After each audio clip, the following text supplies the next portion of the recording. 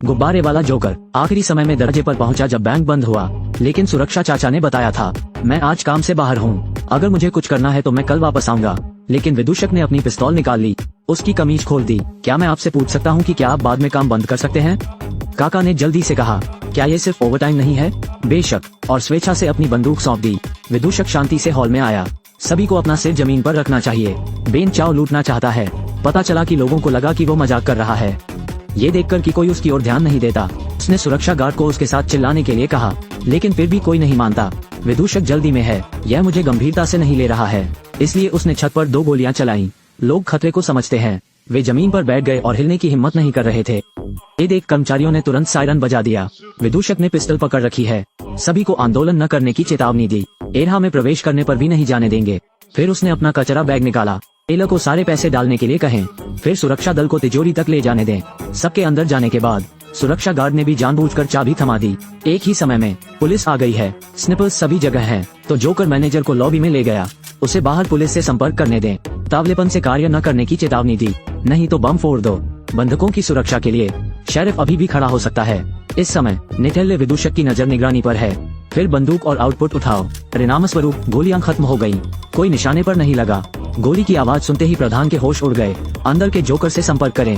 विदूषक देखता है कि समय सही है। अब अपना अनुरोध करें। शेरिफ को उसके लिए एक बस तैयार करने के लिए कहें। एक राक्षस ट्रक और 2 हेलीकॉप्टर। हर बार एक आवश्यकता पूरी हो जाती है। एक बंधक को रिहा करो, लंबे समय के बाद नहीं। हेलीकॉप्टर पहले से ही जगह में है। विदूषक ने अपना वचन भी पूरा किया। तिजोरी में आओ और बंधकों को रिहा करो। इस समय एक लंबे बालों वाला भाई डर गया और उल्टी और दस्त हो गया। स्वाद अवर्णनीय है, तो उपस्थित लोगों ने सर्वसम्मति से सहमति व्यक्त की। उसे पहले बाहर जाने दो। विदूषक को देखकर अपना वादा निभाओ। शेरिफ ने जल्दी से दूसरी बस भेजी, लेकिन इस बार विदूषक 2 बंधकों को मुक्त कराया। देखते ही देखते बंधक सुरक्षित बाहर निकल आए। शेरिफ ने झट से उनसे पूछा कि अंदर क्या चल रहा है, लेकिन दोनों डर गए। बात नहीं बता सकता। शेरिफ उलझन में था। इस दौरान महिला ने किसी का ध्यान नहीं जाने का फायदा उठाया।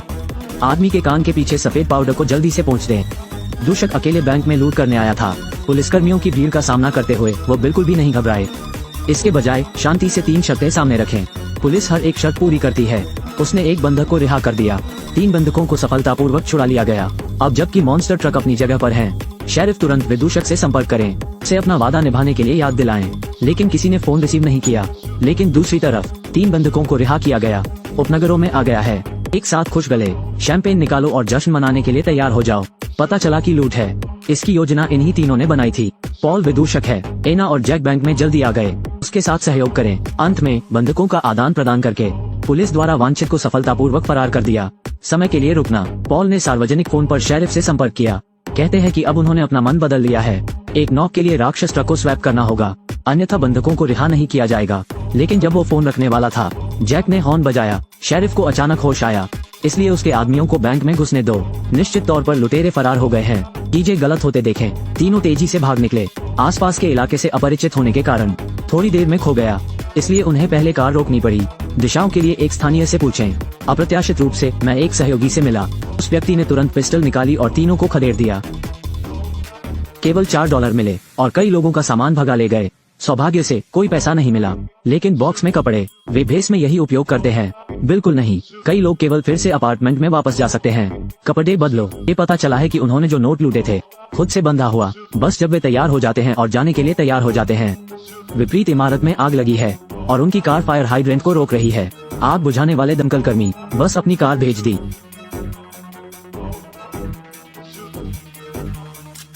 रात। तीनों ने टैक्सी बुलाई। अप्रत्याशित रूप से ड्राइवर न केवल कलर ब्लाइंड है, अभी भी एक विदेशी। जब आप लाल बत्ती देखते हैं तो एक्सीलरेटर पर पैर रखें। वे तीनों समझ नहीं पाए कि उन्होंने क्या कहा। ये जैक को डराता है। मुझे लगता है कि मैं इसे हवाई अड्डे तक नहीं बना सकता। हो सकता है कि मैं खुद नॉर्थ वेस्ट गया हूँ। इसलिए उसने कार का दरवाजा खोला और बाहर कूद गया।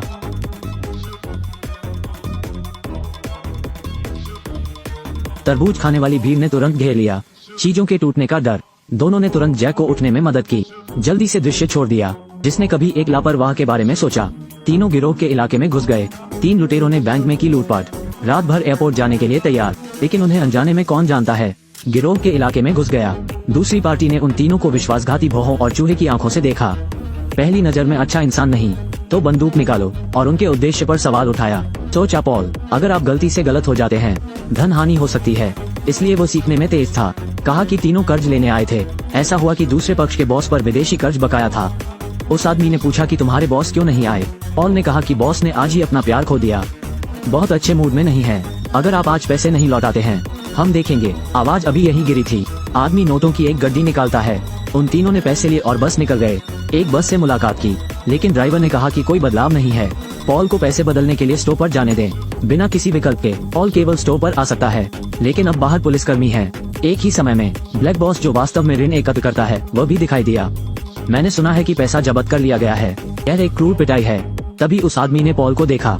पॉल भाग गया। व्याकुल काले मालिक ने उसका पीछा किया और उस पर पुलिस का ध्यान गया। उसे काबू में करो। मैंने गलती से सही व्यक्ति को मारने और पकड़ने की उम्मीद नहीं की थी।